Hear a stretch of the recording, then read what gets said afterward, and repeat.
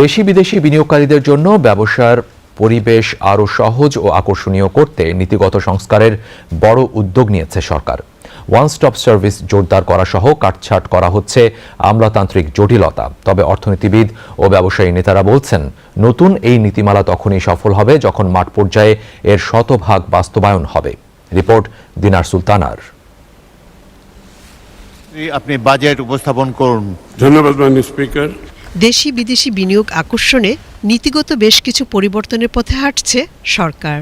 বিনিয়োগ অনুমোদন প্রক্রিয়া সহজ করা, নীতির ধারাবাহিকতা নিশ্চিত করা, বিশেষ অর্থনৈতিক অঞ্চলগুলোকে আরও কার্যকর করা এবং ওয়ান স্টপ সার্ভিস শক্তিশালী করার উদ্যোগ নেওয়া হয়েছে।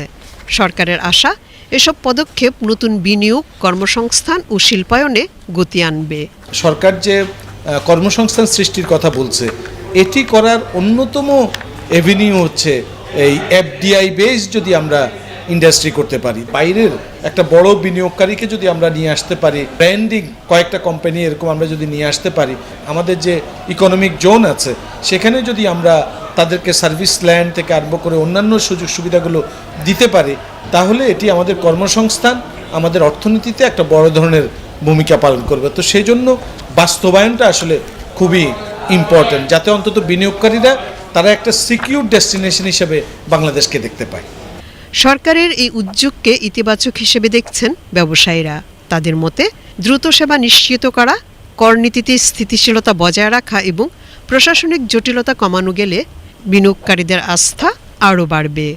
সবচেয়ে ইম্পর্টেন্ট যেটা হলো ব্যাংকিং সেক্টরে যে অস্থিরতাটা আছে, এটা নিয়ে সরকার একাধিক সলিউশনস নিয়ে ওনারা চিন্তাভাবনা করছেন। অভ্যন্তরীণ এবং বহিরাগত যে চ্যালেঞ্জের মুখে ব্যবসারা বিপদে পড়ে গেছে, এদের জন্য একটা 60,000 কোটি টাকার একটা প্রণোদনা প্যাকেজ করেছেন। এনবিআর এর একটা ডিজিটাল মুভ। তো এই সব কিছু যদি সরকার সামনের দিন আগামী 1 বছর 1.5 বছরের মধ্যে বাস্তবায়ন করতে পারে, মানুষের মধ্যে ব্যবসায় আস্থাটা ফিরিয়ে আনবে। অর্থনীতিবিদদের মতে, নীতিগত ঘোষণা গুরুত্বপূর্ণ হলেও সাফল্যের মূল চাবিকাঠি বাস্তবায়ন। পাশাপাশি রাজনৈতিক ও অর্থনৈতিক স্থিতিশীলতা বজায় রাখার তাগিদ তাদের।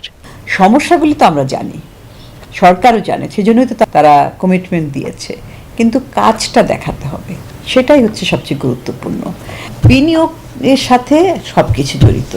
বিনিয়োগের ক্ষেত্রে যে বাধা নানান জায়গায় এবং অনেক দিন থেকে, এগুলো একটা ব্যাপক সংস্কার, ডিপ রিফর্ম, সেগুলো করতে হবে। না হলে আমরা কোনো প্রতিজ্ঞাটাই কিন্তু রাখতে পারবো না, কারণ একটার সাথে আরেকটা জড়িত।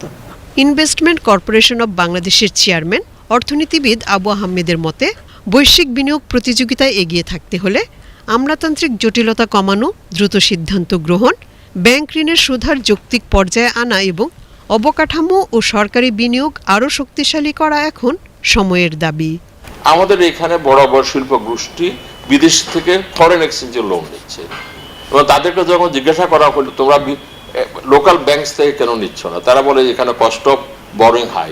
সুদের হার কমাতে হবে।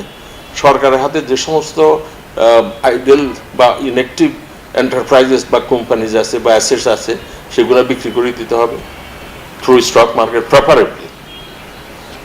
বড় প্রজেক্টগুলো যেগুলো ক্যাশ ফ্লো আছে, যেগুলো পদ্মা ব্রিজ বা যমুনা ব্রিজ বা আদার্স, সেগুলোর এগেনস্টে সুকুক বা ইসলামিক বন্ড আর অথবা বন্ড ইস্যু করা যেতে পারে।